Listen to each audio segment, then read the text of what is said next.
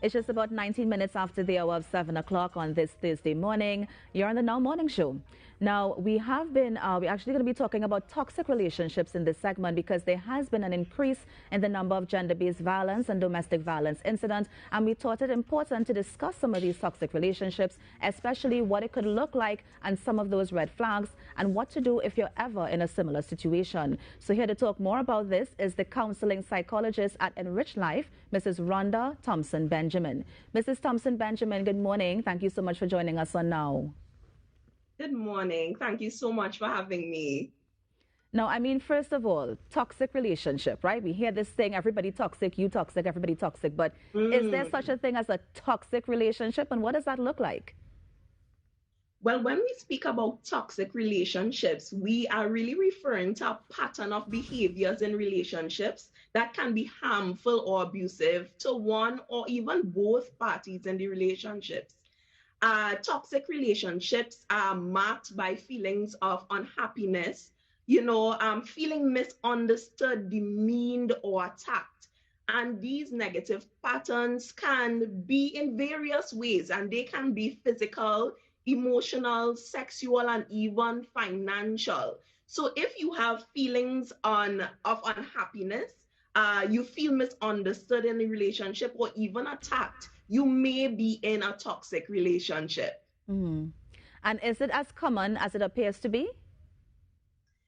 Toxic relationships are very common. The reason for that is sometimes we do not even understand that our behaviors are toxic. Sometimes we learn toxic behaviors through our primary relationships, through social media, friends, and family. So it becomes normal to us that we do not understand that our behaviors are harmful or even abusive. So, yes, it is quite common, even in Trinidad and Tobago. And what are some of those behaviors that we can look out for? So when we talk about toxic relationships and understanding those red flags, I think one of the primary red flags that we should look out for is that inconsistency. So these persons or the behaviors rather, they are extreme. So one day this person might love you and adore you, and the next day they hate you, they want you out of their lives.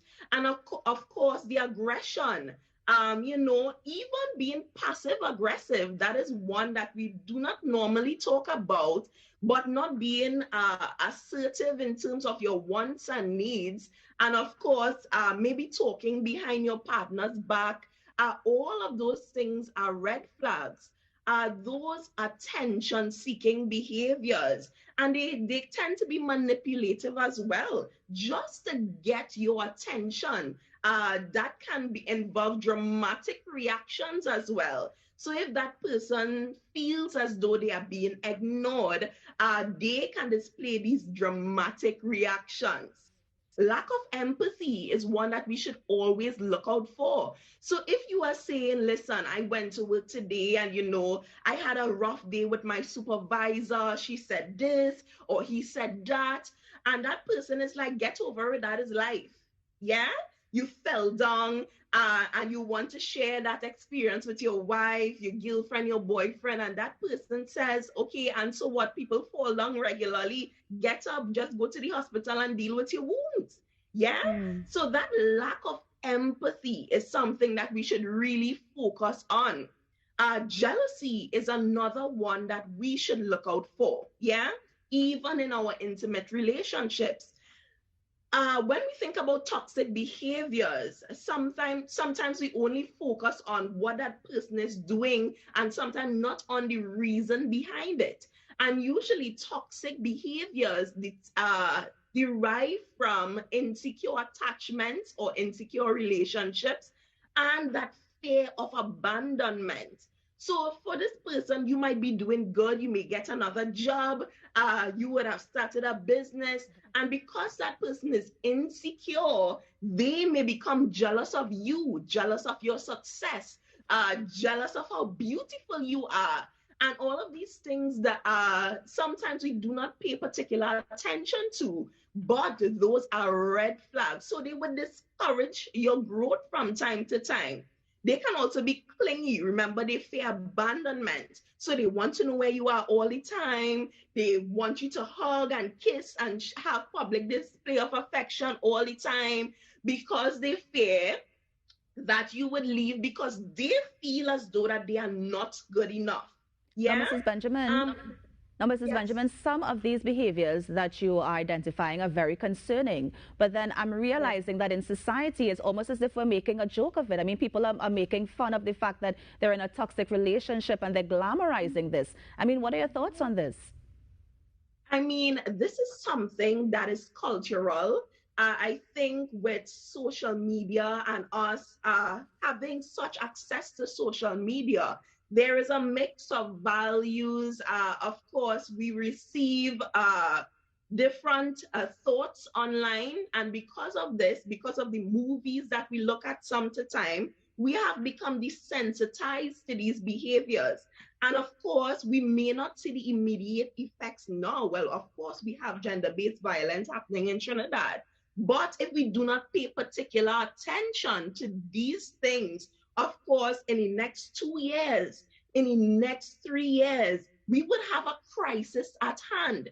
It's important for us to develop a culture where we call out these behaviors and we address them. So we start from preschool, helping children understand what is acceptable in relationships.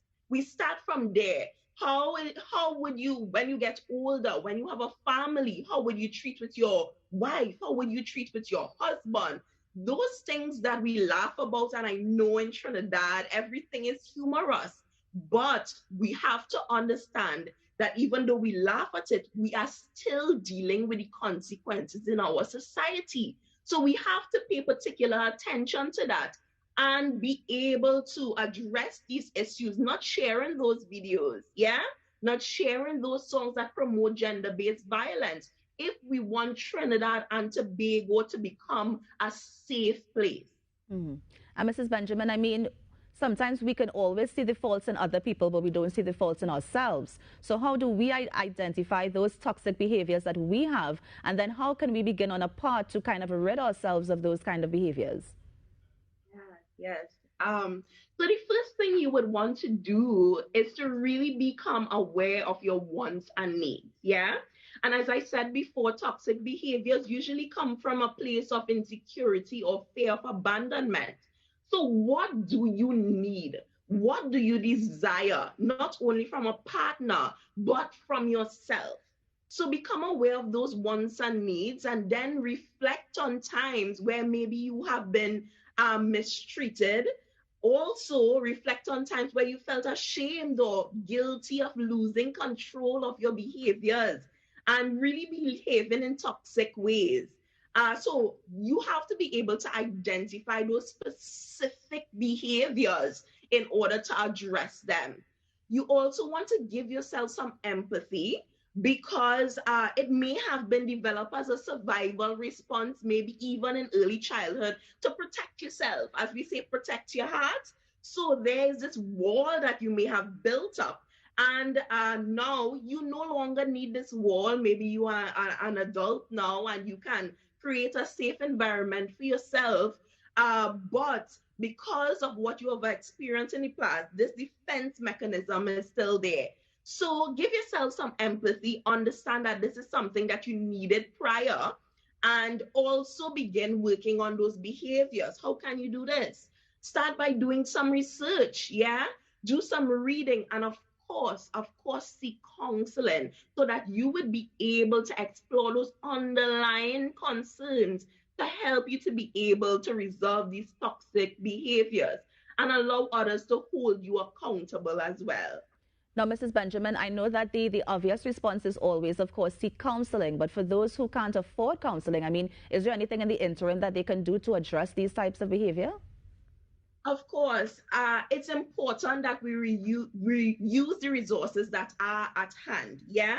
So if you're on Facebook, even if you do not have internet, maybe if you go to the library or some place where you can access internet, you can also look at those units that provide free counseling. Yeah.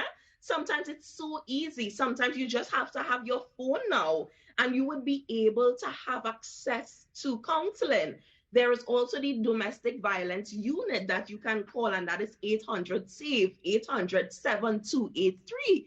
It's important that you utilize all the resources that you have to be able to address some of these concerns. If you need help for your children, of course, there is the student support services that are available. You reach out to the guidance counselor, you reach out to the social worker, and all of those things are free of charge. So utilize the resources that you have available.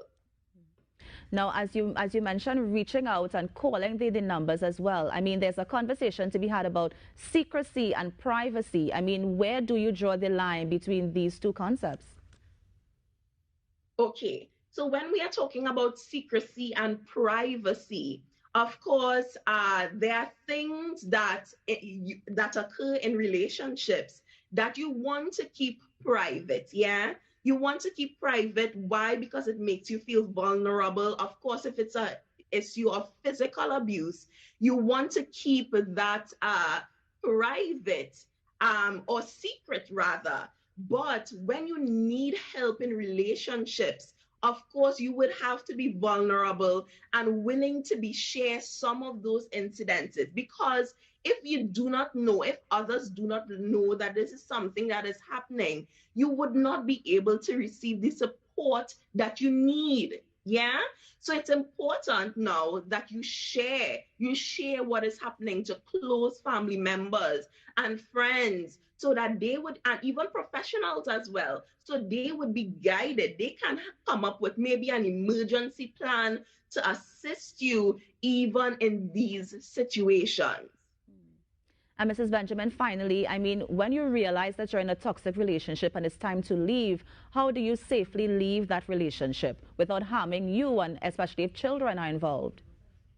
Okay, so it's important for us to understand the dynamics of abusive relationships. Yeah, there is usually the honeymoon period. So there's apologies, promises, blaming, gifts. Yeah, so this person feels as though this person has potential. I have seen these positive behaviors before.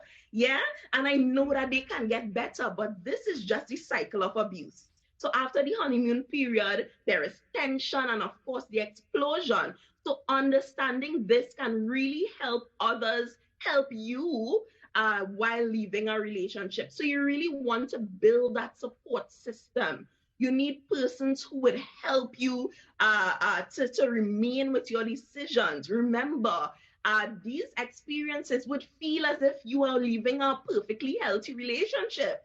So you would feel sad, maybe angry, conflicted, while you may even feel relieved. So help having friends and family to support you through it during that transition is indeed really helpful. It may also be helpful to cut off all contact. Yeah. These relationships can be really manipulative, and that person may convince you to stay. Now, if you have children with this person, it's important that you only communicate about the children. Only communicate about the children.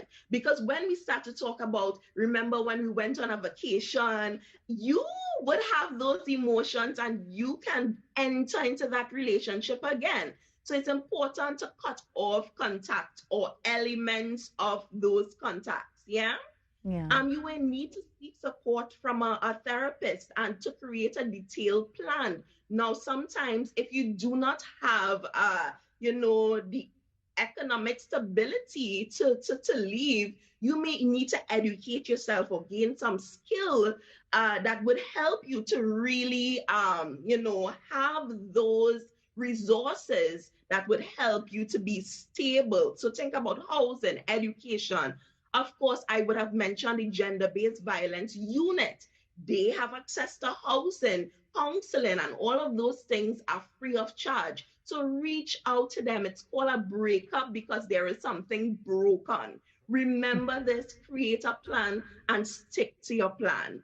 Mrs. Thomas Benjamin, thank you so much for joining us. One more time, what is the number that they can reach out to? Is it 800 SAVE? 800 save, correct. 800-7283. Thank you so much for joining us on the Now Morning Show. Thank you so much for having me. And that was Mrs. Rhonda Thompson Benjamin, who is a counseling psychologist at the Enriched Life Limited, just giving us some tips on how we could identify those toxic relationships and, most importantly, how we can also leave them. You're on the Now Morning Show. We're going to take a break, and guess what? Next up, we're going to be giving away those jazz tickets. So stay tuned and stay close to your phone lines.